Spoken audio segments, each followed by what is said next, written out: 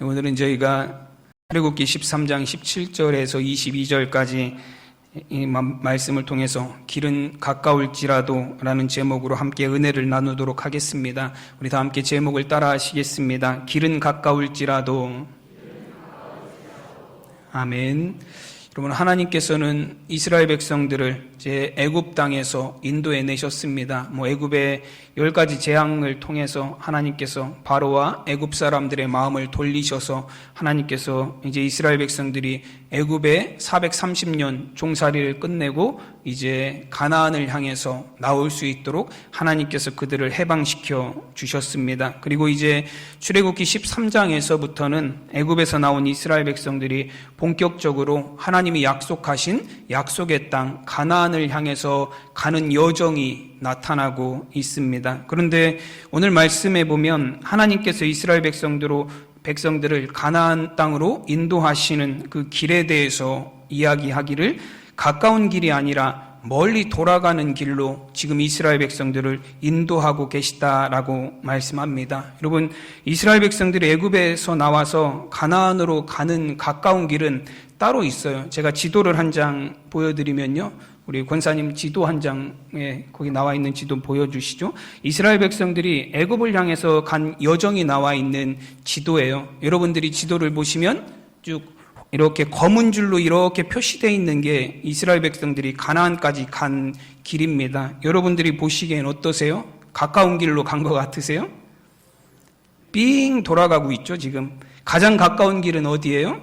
그 라암셋, 애굽에서 출발해서 그 해변을 지나가는 길이에요. 지중해 해안을 따라서 쭉 가면 가장 가까운 길은 맨 위쪽을 타고 가면 가나안으로 가는 가장 가까운 길입니다. 저 길은 걸어서 일주일이면 갈 수 있는 길이래요. 이제 애굽에서 가나안까지 걸어서 쭉 해안을 따라서 쭉 가면 가장 가까운 길이 있습니다. 근데 하나님께서는 가장 가까운 길이 아니라 여러분 보면은 가장 먼 길로 이스라엘 백성들을 데리고 가셨어요. 여러분, 굳이 밑으로 내려와서 홍해를 지나갈 일도 없어요. 홍해를 지나갈 일도 없고 위쪽으로 해서 가장 가까운 길로 가면 육로를 통해서 가나안까지 애굽에서 금방 갈 수 있는 길입니다. 근데 하나님께서는 가장 먼 길로 그 길들 중에서 그 밑에 길로 가도 되는데 가장 먼 길로 빙 돌아서 이스라엘 백성들을 가나안으로 인도하시는 것을 우리가 볼 수 있습니다. 오늘 17절 말씀의 초반부에 보면 바로가 백성을 보낸 후에 블레셋 사람의 땅의 길은 가까울지라도 하나님이 그들을 그 길로 인도하지 아니하셨으니라고 말씀합니다. 여러분, 하나님께서 가까운 길이 어디인지 몰라서 그들을 멀리 돌아가게 하신 것이 아니다라는 말씀이에요. 하나님도 지중해 해안을 통해서 블레셋의 땅을 지나가는 것이 가장 가까운 길임을, 그 길이 지름길임을 알고 계셨습니다. 그런데 하나님은 일부러 그들을 블레셋 땅의 길을 지나가지 아니하게 하셨다라고 말씀합니다. 여러분, 우리는 이왕이면 빠른 걸 굉장히 좋아해요. 특별히 우리나라 사람들은 빠른 걸 정말로 좋아하는 사람들입니다. 그래서 성지순례에 저도 딱 한 번 가봤지만 가보면 한국말을 모르는 외국인 상인들이 하는 얘기가 뭐냐면 빨리빨리 $1예요. 빨리빨리 $1. 한국 사람들이 지나가는 것 같으면 무조건 빨리빨리 $1예요. 싸니까 빨리빨리 사라는 얘기겠죠. 한국 사람들의 속성을 그렇게 표현합니다. 우리나라는 그래서 뭐든지 빠른 나라에 살고 있어요. 인터넷 속도도 전 세계에서 가장 빠른 나라입니다. 물건 배송도 전 세계에서 가장 빠른 나라예요. 오늘 주문하면 내일이면 웬만한 건 다 물건들이 도착을 합니다. 음식 배달도 우리나라만큼 빠른 나라는 없어요. 그렇죠? 무조건 배달하고 전화해보면 무조건 다 출발했죠, 이미.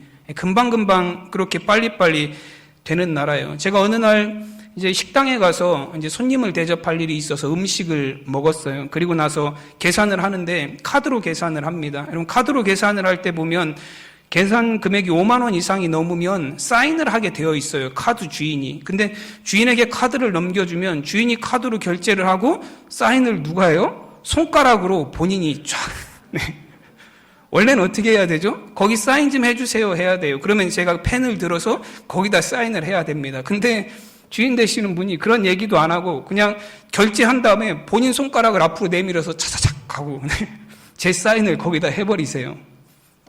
얼마나 급한지.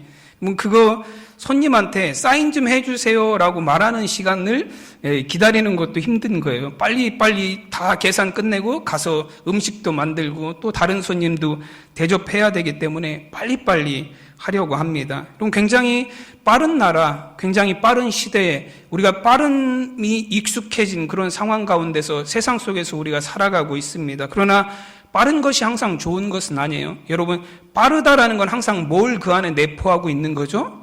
위험을 내포하고 있습니다. 빠름은 항상 위험을 그 안에 내포하고 있어요. 고속도로는 차들이 빨리 달리는 곳이에요. 그래서 그만큼 고속도로는 어떻죠? 위험한 곳이에요. 물론 도로는 다 위험하지만 그 중에서도 고속도로는 더 위험합니다. 왜냐하면 빨리 달리기 때문에 고속도로는 사고가 한번 나면 큰 사고가 나는 거예요. 그래서 고속도로를 항상 가다 보면 항상 플랜카드라든지 그런 문구가 하나씩 걸려있는 걸 보게 됩니다. 어떤 문구가 걸려있냐면 5분 빨리 가려다 50년 먼저 갑니다. 위험하다라는 거예요. 빨리는 갈 수 있지만 위험한 곳이 고속도로다라는 경고의 문구입니다. 여러분, 빠르다라는 건 위험을 내포하고 있는 거예요. 신앙생활에서도 마찬가지입니다. 우리가 신앙생활에서 조급하다라는 것, 여러분, 내 신앙생활이 조급하고 여유가 없다라는 건 무엇을 의미하냐면 위험하다라는 걸 의미합니다. 여러분, 신앙생활 하나님의 뜻대로 움직이는 거예요. 하나님의 계획이 내 삶 가운데 이루어지는 것, 내가 하나님의 말씀대로 살아서 하나님의 계획을 내 삶 가운데 이루어가는 것이 신앙생활의 원리입니다. 그런데 내가 신앙생활을 하면서 조급해지게 되면, 내 신앙생활에 빨리빨리라는 생각이 자꾸 사로잡히게 되면 하나님의 때를 기다리지 못하게 돼요.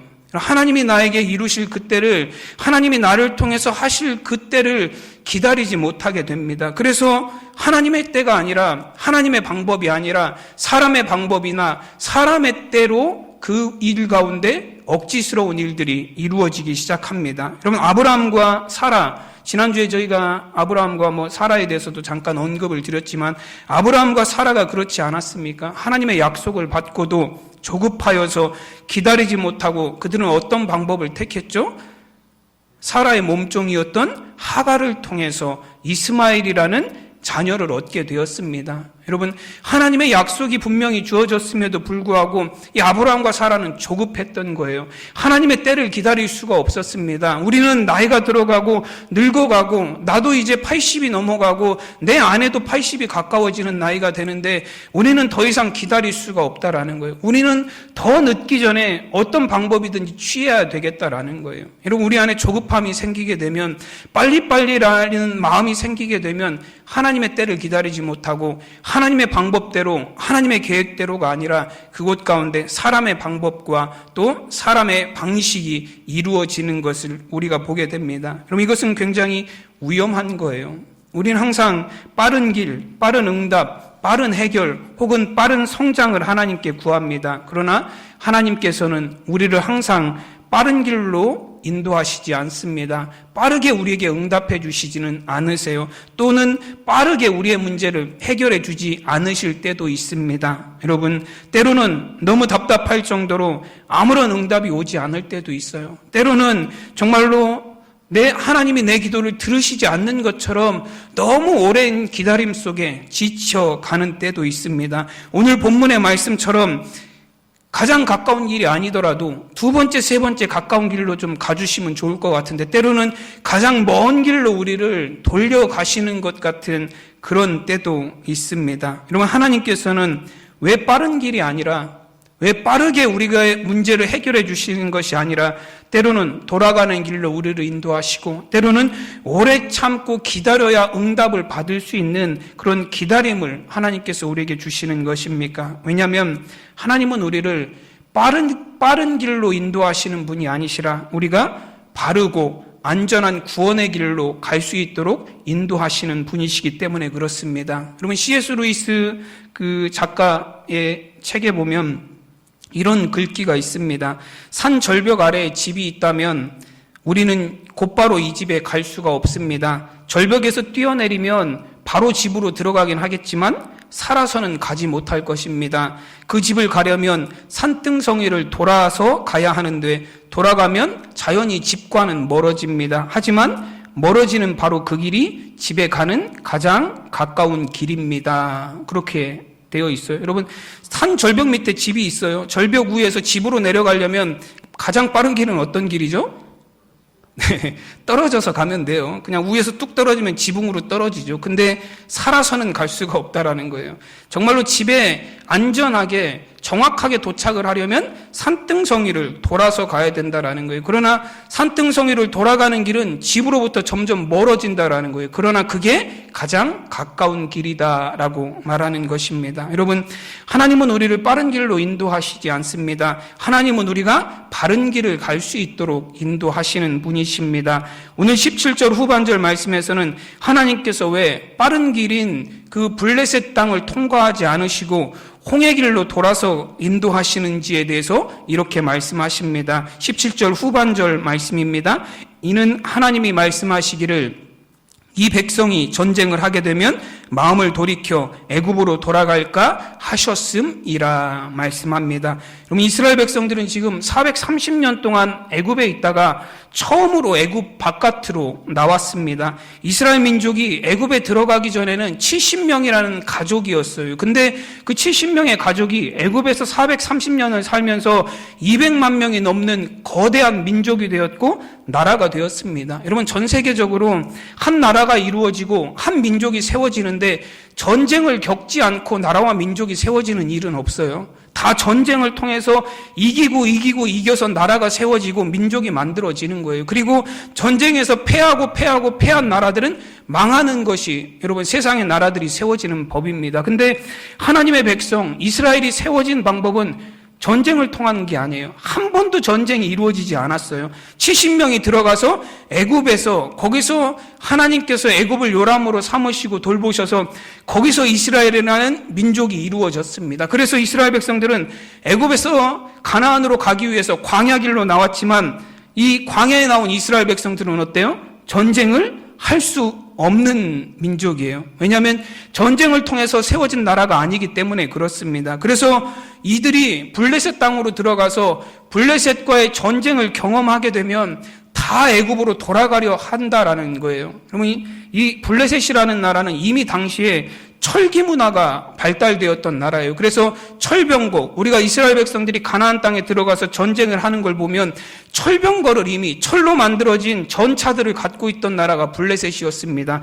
전쟁을 하게 되면 이 전쟁에 능한 나라가 바로 블레셋이에요. 그래서 전쟁을 한 번도 경험해 보지 못한 이스라엘 백성들이 전쟁에 능한 블레셋 땅에 들어가서 전쟁을 경험하게 되면 다 포기하고 애굽으로 다시 돌아가 버릴 것을 하나님이 염려하셨다라는 말씀입니다. 여러분, 더군다나 블레셋 땅은 애굽에서 멀지 않아요. 애굽에서 나와서 지중해 해안을 타라 조금만 가면 블레셋 땅입니다. 여러분, 블레셋 땅에 들어갔다가 전쟁을 보면 이스라엘 백성들이 왜 쉽게 애굽으로 돌아갈 수가 있죠?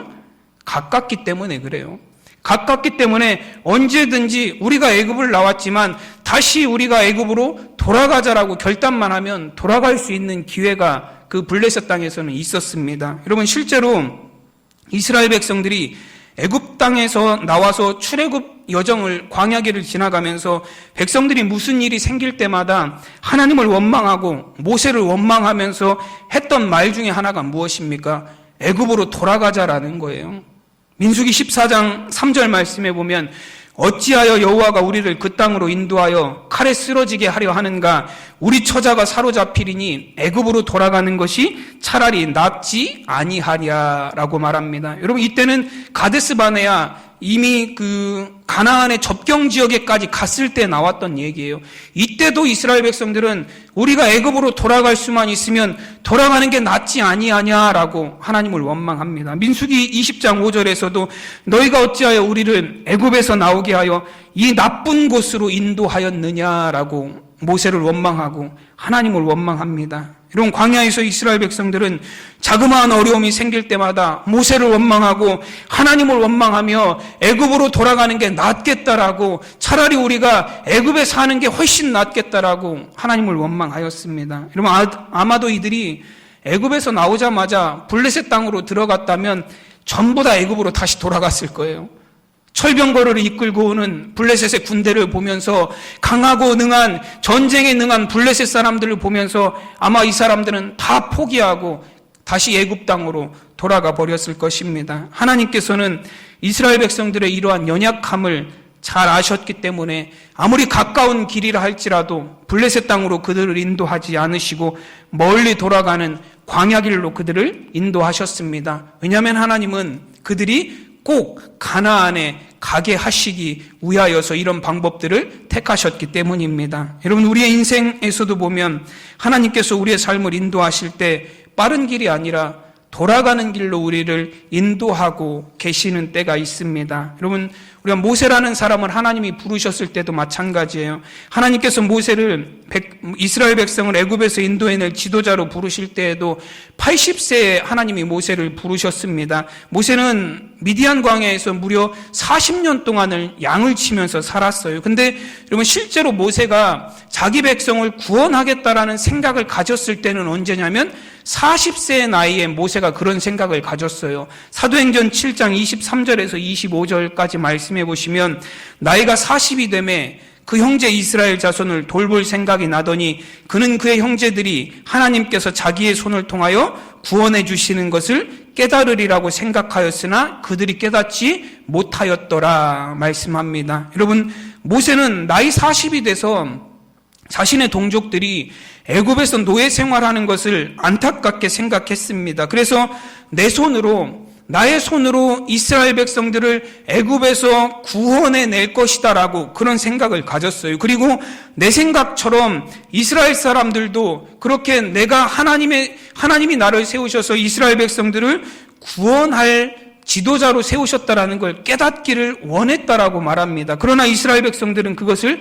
깨닫지 못했다라고 말씀합니다. 여러분, 그러나 아버지 하나님께서 이 모세를 결국에는 언제 택하여 부르시죠? 40세 때 모세가 아니라 무려 40년이나 지난 다음에 80세가 되어서 하나님이 모세를 부르셨습니다. 사도행전 7장 30절 말씀해 보면 40년이 참에 천사가 시내산 광야 가시나무 떨기 불꽃 가운데서 그에게 보이시거늘이라고 말씀합니다. 여러분, 사도행전 7장 30절 초반에 보면 40년이 참회라고 말씀합니다. 여러분, 표현이 좀 이상하죠? 40년이 지난 후에가 아니에요. 40년이 참회라고 하는 말씀은 어떤 의미가 있는 거죠? 드디어 때가 되었다라는 거예요. 40년이 꽉 차고 이제는 하나님이 모세를 향해서 준비하고 계신 그 하나님의 때가 비로소 왔다라는 것을 의미합니다. 여러분, 사도행전 7장 23절에서는 나이가 40이 되매라고 말할 때 40이 되었을 때는 모세가 이제는 내가 이스라엘 백성들을 구원해야 되겠다라는 생각을 가졌을 때예요. 그러나 하나님은 그때 모세를 들어서 사용하시지 않으셨습니다. 40년이 찼을 때, 비로소 하나님의 때가 되었을 때에 하나님이 모세를 부르셔서 80세의 모세를 이스라엘 백성들을 구원할 지도자로 세워주셨습니다. 여러분, 40세의 모세가 훨씬 더 젊고 건강하고 능력도 있고 열정도 있는 모세였습니다. 그러나 여러분, 하나님께서는 그 40세의 모세가 아니라 80세의 늙은 모세를 하나님께서 그를 이스라엘의 지도자로 세워주셨습니다. 여러분, 40세의 모세는 혈기가 너무 강한 때예요. 보면 자신의 동족들이 당하는 것을 보고 가서 애굽인을 가서 쳐 죽였습니다. 혈기가 왕성한 때예요. 이제 사도행전 7장 24절에서도 보면 자기의 손을 통해서 구원해 주시리라. 여러분, 이게 40세의 모세가 갖고 있었던 생각이에요. 내 손을 통해서 이스라엘 백성들을 구원하겠다. 내 능력으로 이스라엘 백성들을 구원하겠다. 내가 바로 그 사람이다라는 어떤 열정과 열망이 가득한 때가 바로 40세의 모세였습니다. 여러분, 이런 열망이 가득한 모세가 어떻게 이스라엘 백성들을 애굽에서 가나안까지 인도해 낼 수 있겠습니까? 여러분, 40년이 지난 모세, 80세가 되었던 모세, 하나님의 때가 가득 찼을 때 모세의 모습은 어떻다라고 말씀합니까? 민수기 12장 3절 말씀해 보면 이 사람 모세는 온유함이 지면의 모든 사람보다 더하더라 말씀합니다. 40대 그렇게 혈기가 넘쳤던 모세가 80세가 되어서 어떤 사람이 되었다고요? 온유한 사람이 되었습니다. 그럼 광야의 이스라엘 백성들이 얼마나 유난스러웠는지 여러분들도 잘 아시지 않습니까? 200만 명이 넘는 백성들을 광야로 끌고 가는데 이 이스라엘 백성들은 정말로 유난스러운 백성들이에요. 조금만 어려운 일이 생기면 모세를 찾아와서 차라리 우리를 애굽에서 죽게 내버려 두지 왜 데리고 나왔냐며 모세를 원망했습니다. 모세가 잘못했나요? 하나님이 그들을 인도해 내셨어요. 근데 모세를 향해서 와서 얼마나 비난하고 비방하고 모세를 향해서 얼마나 몰아치는지, 모세가 정말로 얼마나 힘이 들었든지 하나님께 모세가 이렇게 기도해요. 11장 11절에서 15절까지 내용을 쭉 보면 모세가 이렇게 기도합니다. 모세가 여호와께 여짜오되 어찌하여 주께서 종을 괴롭게 하시나이까? 이 모든 백성을 내가 배웠나이까? 내가 그들을 낳았나이까? 주께서 내게 이같이 행하실진대 구하옵나니 내게 은혜를 베푸사 즉시 나를 죽여 내가 고난당함을 내가 보지 않게 하옵소서라고 말합니다. 여러분, 모세가 얼마나 고통스럽고 힘이 들었는지 그 200만 이스라엘 백성들이 원망하고 불평하고 비난하고 비방하고 온갖 그런 소리를 듣는 게 얼마나 힘이 들었는지 모세가 뭐라고 말하냐면, 하나님 차라리 나를 죽여주시옵소서. 나를 죽여서 내가 이 고난 당하지 않도록, 내가 이런 꼴 보지 않도록 하나님 나를 죽여주시옵소서라고 기도합니다. 여러분, 얼마나 힘들면 모세가 이렇게 기도하겠습니까? 여러분, 만약 40세의 모세였다면 어떻게 했을까요? 40세의 모세였다면, 애굽인을 때려 죽였던 모세였다면 모세에게 대항하는 사람들, 반역하는 사람들, 불평하고 원망하는 사람들, 온 백성을 선동해서 그 무리들 가운데 시끄럽게 만드는 사람들, 모세가 다 쳤을 거예요. 아마 남아서 가나안에 들어가 있는 사람들 아무도 없었을 거예요. 백성들과 한바탕한 모세가 나 그만두겠습니다 하고 떠났을 수도 있습니다. 여러분, 그러나 온유한 모세는 자신의 괴로움을 뒤로하고 또다시 하나님의 말씀을 받아 백성을 인도하러 갑니다. 여러분, 광야에서 가나안으로 가는 동안 하나님이 이스라엘 백성들을 전멸하시겠다라고 말씀하신 사건이 몇 번이나 있어요. 그때마다 모세가 하나님 앞에 나가서 어떻게 했습니까? 하나님, 저들을 용서하여 주시옵소서. 여러분, 모세가 하나님이 이스라엘 백성들을 멸하고 내가 차라리 새로운 민족을 너를 통해서 세우겠다라고 말씀하셨을 때 모세가 몇 번이나 하나님을 찾아가서 온유한 모세가 하나님 앞에 간구했습니다. 백성들을 끝까지 기다리고 끝까지 참고 끝까지 사랑하고 온유함으로 그들을 견뎌내므로 이스라엘 백성들의 광야의 여정이 마무리될 수 있게 하였습니다. 40세 때 모세가 할 수 없는 일이에요. 80세의 모세는 비록 나이가 많고 늙었고 힘이 없는 사람이었지만 이스라엘 백성들 200만 명을 하나님의 사랑으로 품고 그 온유함으로 그들을 품어서 광야의 여정을 끝까지 갈 수 있도록 인도해낸 하나님의 지도자로 세움받은 사람입니다. 여러분, 빠른 것이 결코 정답이 아니에요. 여러분, 힘이 강하고 젊고 빠르고 혈기가 있는 것이 정답이 아닙니다. 때로는 온유함과 느림이 우리의 삶 가운데 하나님이 주시는 바른 길일 때가 많이 있습니다. 여러분, 그 칼 하인츠라는 교수님이 시간이라는 책을 썼어요. 근데 그 시간이라는 책에 보면 이런 구절이 있습니다. 사랑은 무엇보다도 느림과 잘 맞는다. 전쟁에서 가장 중요한 덕목은 빠름이지만 사랑과 그리고 평화에서 가장 중요한 것은 느림이다라고 그렇게 말했습니다. 여러분, 무엇보다도 사랑은 느림이라는 어떤 상징을 갖고 있어요. 우리가 고린도전서 13장 4절에서 7절까지 말씀해 보면 사랑은 어떻다라고 말씀하시죠? 사랑은 오래 참고, 사랑은 모든 것을 견디며, 사랑은 모든 것을 참느니라. 모든 것을 견디며 모든 것을 바라며 모든 것을 참는 것. 여러분, 사랑은 참는 거예요. 빠른 게 아닙니다. 분노하고 화내고 징계하고 판결하고 판단하고 정죄하고 비난하는 것 빠른 게 아니에요. 사랑은 느린 거예요. 참아주는 거고, 왜 그랬을까?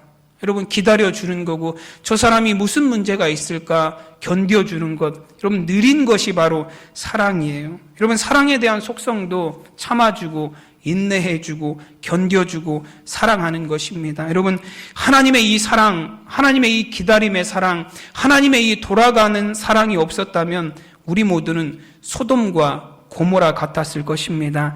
하나님이 우리를 기다려주시고 하나님의 그 사랑으로 우리를 견뎌주시고 하나님의 그 사랑으로 우리가 자꾸 다른 길로 가려 하지만 또 돌려서 바른 길로 우리를 인도하셔서 우리가 하나님의 사랑 가운데 하나님의 구원 가운데 머물 수 있는 줄로 믿습니다. 오늘 18절에서는 이렇게 말씀합니다. 그러므로 하나님이 홍해의 광야 길로 돌려 백성을 인도하심에 이스라엘 자손이 애굽 땅에서 대열을 지어 나올 때에 라고 말씀합니다. 그래서 하나님은 그런 이유를 가지시고 이스라엘 백성들이 연약하기 때문에 블레셋 땅으로 지나가면 다 똑같이 애굽으로 돌아갈까 봐서 그래서 하나님은 그들의 연약함으로 인하여서 그들이 빠른 길이 아니라 바른 길로 갈 수 있도록 가나안까지 그들을 인도하셔서 가나안에 들어갈 수 있도록 그들을 홍해의 광야 길로 돌려서 먼 길로 인도하셨다라고 말씀합니다. 여러분, 하나님은 이스라엘 백성들을 사랑하셔서 비록 돌아가는 길이지만 가장 안전하고 바른 길로 그들을 인도하셨습니다. 그래서 오늘 말씀에서는 보면 하나님을 앞서가시는 분이라고 그렇게 표현을 합니다. 오늘 21절 말씀해 보시면 여호와께서 그들 앞에 가시며 낮에는 구름 기둥으로 그들의 길을 인도하시고 밤에는 불 기둥을 그들에게 비추사 낮이나 밤이나 진행하게 하시니 말씀합니다. 여러분, 공동번역 성경에서는 21절 말씀을 이렇게 기록하고 있습니다. 낮에는 구름 기둥으로 앞서가시며 길을 인도하시고 밤에는 불기둥으로 앞길을 비추어 주셨다라고 말씀합니다. 여러분, 낮에는 구름기둥이 앞서가고 밤에는 불기둥으로 컴컴한 앞길을 비추어 주셨다라고 말씀합니다. 여러분, 우리 인생 가운데서 보면 문제가 어디에서 찾아옵니까? 앞일을 알 수 없다라는 데서 문제가 찾아와요. 여러분, 앞에 일어나는 일을 알 수 있으면 우리는 그런 문제들을 쉽게 해결할 수 있어요. 우리가 왜 문제들을 만나면 당황하고 우리가 해결할 수 없는가 하면 앞에 일어난 일을 우리가 알 수 없기 때문에 그렇습니다. 누가복음 12장 39절 말씀해 보시면 너희도 아는 바니 집주인이 만일 도둑이 어느 때에 이를 줄 알았더라면 그 집을 뚫지 못하게 하였으리라 말씀합니다. 당연한 건 아닌가요? 도둑이 언제 들 줄 안다면 멀쩡하게 앉아서 도둑 맞을 사람이 어디 있겠습니까? 내일 새벽 2시에 도둑이 여러분들에게 들어옵니다. 알고 있어요. 그럼 여러분 어떻게 하실 것 같으세요? 네. 경찰에 신고해요? 네. 경찰에 신고하죠, 당연히. 새벽 2시에 도둑이 옵니다. 한번 우리 집으로 와서 좀 지켜주세요. 근데 경찰이 말을 안 들어도, 아니, 무슨 소리냐고, 도둑이 올 줄 아는 걸 아는 사람이 어딨냐 하면서 경찰이 도움을 주지 않더라도 어떤 방법을 동원해서라도 우리가 지킬 거예요. 도둑이 오는 문 앞에 서서 2시에 뭘 들고 서 있죠? 야구 방망이 하나 들고 서서라도 도둑이 들지 않을 수 있도록 지킬 거예요. 왜냐하면 알기 때문에 그래요. 무슨 일이 일어날 줄 안다면 대비할 수 있고 준비하고 그래서 그 일로 인해서 어려움 당하지 않을 수 있습니다. 근데 문제는 뭐냐면 우리는 앞을 알 수가 없어요. 내 앞에 무엇이 있는지 무슨 일이 일어날지 우리는 알 수 없습니다. 그런데 오늘 말씀해 보면 하나님이 비행 돌아가는 길이지만 그 길을 하나님은 어떻게 하시는 분이에요? 앞서 가시는 분이세요. 구름 기둥으로 앞서 가시고 불 기둥으로 그들의 앞길 어둡고 컴컴한 그 길을 비추시는 분이 하나님이시다라고 말씀합니다. 그래서 오늘 앞서가다라는 단어가 히브리어로 파나라는 단어를 사용했는데요. 그 의미가 무엇이냐면 예비하다, 준비하다라는 의미를 갖고 있습니다. 하나님이 우리의 길을 앞서 가신다라는 것은 하나님이 우리의 길을 준비하고 계시다라는 거예요. 하나님이 예비하고 계시다라는 것입니다. 비록 비행 돌아가는 먼 길인 것 같지만 하나님은 이미 그 길에 대해서 알고 계시고 그 앞에 놓여져 있는 것이 무엇인지 알고 계시며 우리가 가는 길을 준비하고 계시다라는 것을 의미합니다. 여러분, 지금 비행 돌아가는 이 길에 이스라엘 백성들이 가게 되면 뭘 만나게 되죠? 더 이상 나갈 수 없는 길을 만나게 돼요. 무엇을 만나게 됩니까? 홍해를 만나게 돼요. 이스라엘 백성들이 빙 돌아가는 길을 쭉 따라갔더니 뭘 만나냐면 홍해를 만나요. 그리고 홍해를 만나서 보니까 앞에는 바다가 가로막고 있고 뒤에는 누가 쫓아와요? 애굽의 군대가 쫓아오고 있습니다. 꽉 막힌 것 같은 그런 상황을 만났어요. 즉 진퇴양난에 빠져 있습니다. 그때 하나님께서 이스라엘 백성들에게 뭐라고 말씀하시냐면 출애굽기 14장 14절에서 이렇게 말씀합니다. 여호와께서 너희를 위하여 싸우시리니 너희는 가만히 있을지어다 말씀하십니다. 여러분, 하나님께서 이스라엘 백성들을 향해서 가만히 있어라 말씀하셨어요. 여러분, 가만히 있으면 어떡해요? 뒤에 애국 군대가 쫓아오고 앞에는 홍해가 가로막고 있는데 가만히 있으면 하나님 다 죽으라는 얘기신가요? 이 가만히 있으라는 말씀은 어떤 의미예요? 하나님이 이미 다 준비해 놓으셨다라는 거예요. 앞뒤로 깜깜하게 막힌 것 같지만 하나님이 이미 다 준비해 놓으셨다라는 거예요. 너희는 아무것도 염려할 것도 없고 아무것도 할 것도 없다라는 거예요. 하나님의 인도하심에 따라서 순종하며 따라가기만 하면 된다라는 말씀입니다. 여러분, 우리는 우리의 앞일을 알 수 없어요. 그래서 세상 사람들은 불안하고 불확실한 삶을 살아갈 수밖에 없습니다. 그러나 우리 하나님의 백성들, 그리스도인들은 앞날을 알 수 없는 것은 똑같지만 우리는 한 가지 다른 점이 있습니다. 우리가 그럼에도 불구하고 불안하지 않을 수 있는 이유는 우리의 앞길을 앞서가시는 하나님께서 인도하고 계시고 준비하고 계시다라는 믿음이 있기 때문에 그렇습니다. 여러분, 우리의 길이 그냥 아무것도 모른 채 끌려가는 삶이 아니라 여러분, 우리를 위해서 준비하시고 예비하시는 하나님이 앞서가셔서 우리의 길 가운데 여러 가지 어려움들, 고난 가운데서도 우리를 하나님의 구원의 길로 인도하시고 계심을 우리가 알기 때문이고 믿기 때문입니다. 여러분, 비록 그 길이 더디어 보일지라도, 비록 멀리 돌아가는 것 같아 보일지라도 하나님께서 우리를 가장 안전한 구원의 길로 인도하고 계심을 믿으시기를 바랍니다. 그리고 그 하나님을 의지하며 순종하며 여러분 그 길을 따라갈 수 있는 저와 여러분이 되시기를 간절히 축원합니다. 기도하겠습니다.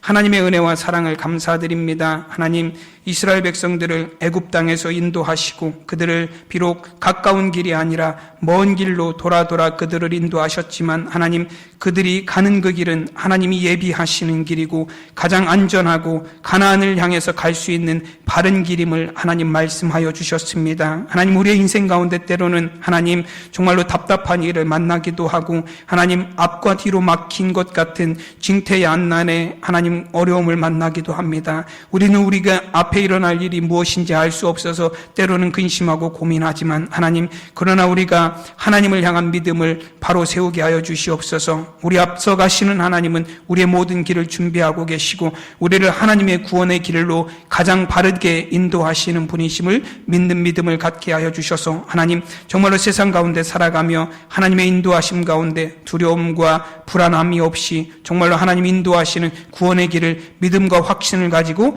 담대하게 순종하며 따라가는 우리 성도들이 되게 하여 주시옵소서. 우리 주 예수 그리스도의 이름으로 기도드리옵나이다. 아멘.